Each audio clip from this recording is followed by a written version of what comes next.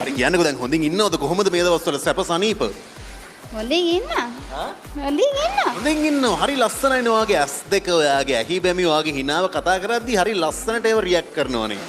කවුරුත් කියලා නැද්ද ඔයාගේ ඇස් දෙක කතා කරනවා හිනාව හරි අමුතු දේවල් කියනවා කියලා? කියලා තියෙනවා කට්ටිය. කවුද කියලා තියෙන්නේ? කට්ටිය ඉතින් කියලා තියෙනවා. ඔයාට එහෙම කිව්වම මොකද හිතෙන්නේ?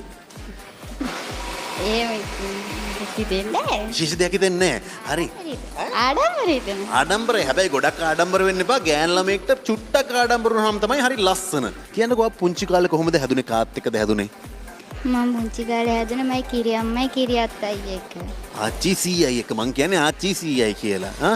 අම්මයි තාත්තයි මොනවද කරන්නේ? අම්මා තාත්තා මම පුංචි කාලේ නැති වුණා. ඊට පස්සේ අම්මා වෙන විවාහයක් කරගත්තා.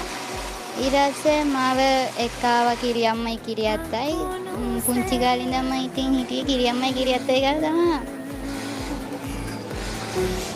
අම්මෝ තාත්තව මතක් වෙද්දි දුක හිතෙනවද?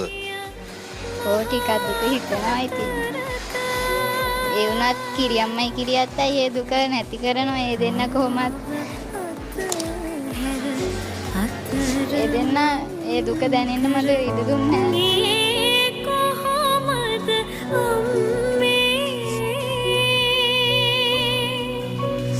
ඒ දෙන්න තමයි ඉතින් පුංචි කාලේ ඉඳන් මගේ අම්මයි තාත්තයි වගේ හිටියේ.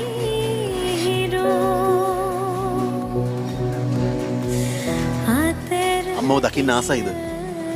අම්මව දැකලා තියෙනවා. අම්මා ඒත් දැන් එන්නේ යන්නේ නැහැ. පුංචි කාලේ දැක්කට පස්සේ ආයෙ දැක්කේ නැහැ. ඔයාට මොකද හිතෙන්නේ අම්මා ගැන? අම්මා ගැන ඉතින් එහෙම අම්මා ගැන තරහක් හිතෙන්නේ නැහැ මට. අම්මට නැති බැරිකමක් ඉඳ වෙන්නේ නැති ඉතින් අම්මත් එහෙම කරගන්නේ. ඉතින් අම්මා ගැන මට තරහක් නැහැ. තාමත් හිතේ තරහක් නැහැ අම්මා ගැන. අම්මගේ ජීවිතෙත් එක එක ප්‍රශ්න තියෙන්නේ නැතිනේ පුතේ නේද? කාන්තාවන්ට වැරදෙන්නේ ඔය ලස්සන ඔය සිරියාවන්තකමත් එක්කනේ. එතකොට අම්මගෙත් මොන හරි ප්‍රශ්න තියෙන්නේ නැති එයාටත් කොහොමද හිත හදාගන්නේ නැත්තේ නේද? ඔයා වගේ සුන්දර බොහොම ලස්සන චූටි බෝනික්කි පැටියෙක්ව දාලා යන්න. ඕ අම්මට දුක හිතෙන්නේ නැති ඉතින්.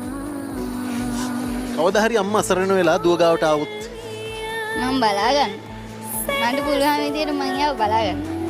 ඇත්තට මං ඔයාදගේ චූටි සුරංගනාවියක් ඇවිල්ලා මෙතන ඇඳුම් මහනවා වගේ. හැබැයි මට ඔයාගේ හිනාව ඇතුලේ ඔයාගේ චූටි ඇස් දෙක ඇතුලේ පොඩි දුකක් තේරුණා. ඒ නිසා දැන් මං ගොඩාක් දෙනෙක් එක්ක කතා කරලා තියෙනවනේ මේ වැඩසටහන ඇතුලේ. එතකොට මට තේරෙනවා මොකක් හරි හිතේ තියෙන දෙයක් තියෙනවා කියලා. ඒ නිසා මං ඇහුවා ඔයා අඬවන්න නෙවෙයි.